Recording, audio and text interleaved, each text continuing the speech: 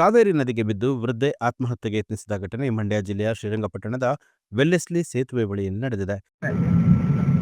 ಏನು ಕೇಳ್ತಿಲ್ಲ ಅಂತ ಮಾತ್ರ ಕೇಳ್ತಾರೆ. ಆಮೇಲೆ ಇನ್ನೊಂದು ನಾವು ಗಂಡಸು ಅಂತ ತಿಳ್ಕೊಬಿಟ್ಟು ಹೆಂಗಸು ಅಂತ ತಿಳ್ಕೊಂಡೇ ಇಲ್ಲ.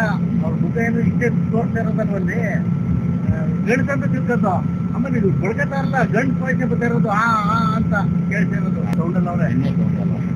ನಾವು ಹೋಗ್ಲಿಲ್ಲ ಅಂತಿದ್ರೆ ಸರ್ 7:30 ವೆಲ್ಲೆಸ್ಲಿ ಬೆಟ್ಟು ಕೆಳಗಡೆ ಚಾಮರಾಜನಗರ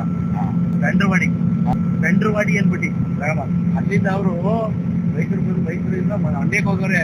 ಮಂಡ್ಯದಿಂದ ತಿರುಗಿ ಹೊಂಟೋಗ್ಬಿಡ್ಬೇಕು ಅಂತ ಈಗ ಬಂದ್ರಂತೆ. ಇಲ್ಲಿ ಹೊಳೆ ನೋಡವ್ರೆ, ಪಟ್ಟಣದಲ್ಲಿ ನಿಂತ್ಕೊಬಿಟ್ಟವ್ರೆ. ಪಟ್ಟಣದಲ್ಲಿ ಈ ಬಸ್ ಹೋಗುವಾಗ ಈ ಸೇತುವೆ ನೋಡ್ಬಿಟ್ಟವ್ರೆ.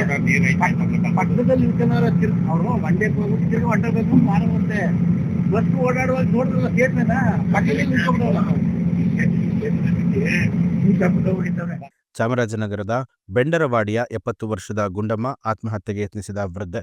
ಕುಟುಂಬದ ಕಲಹದಿಂದಾಗಿ ಬೇಸತ್ತಂತಹ ವೃದ್ಧೆ ಪಟ್ಟಣಕ್ಕೆ ಬಂದು ನದಿಗೆ ಹಾರಿದ್ದಾಳೆ. ಈ ವೇಳೆ ನದಿಗೆ ಬಿದ್ದು ಒದ್ದಾಡ್ತಾ ಇದ್ದವರನ್ನ ಗಮನಿಸಿದ ಸ್ಥಳೀಯರು ಹಗ್ಗ ಕೊಟ್ಟು ವೃದ್ಧೆಯನ್ನ ರಕ್ಷಣೆ ಮಾಡಿ ಪೊಲೀಸರ ವಶಕ್ಕೆ ಕೊಟ್ಟಿದ್ದಾರೆ. ಶ್ರೀರಂಗಪಟ್ಟಣ ಟೌನ್ ಪೊಲೀಸ್ ಠಾಣಾ ವ್ಯಾಪ್ತಿಯಲ್ಲಿ ಘಟನೆ ನಡೆದಿದೆ.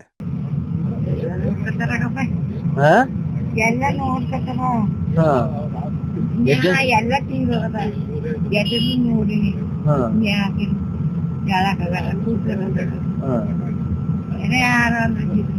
ಯಾರು ಬರ್ಕಳ್ಳಿ ಅದ ಚೆನ್ನಾಗಿ ಅದೆಲ್ಲ ಕೊಡಕ್ ಕೊಡ್ತೀವಿ ಅವ್ರ ಕಾಟ ಮಾಡ್ಕೊಡ್ತೀನಿ ನಂದು ಜಮೀನಿತ್ತಾ.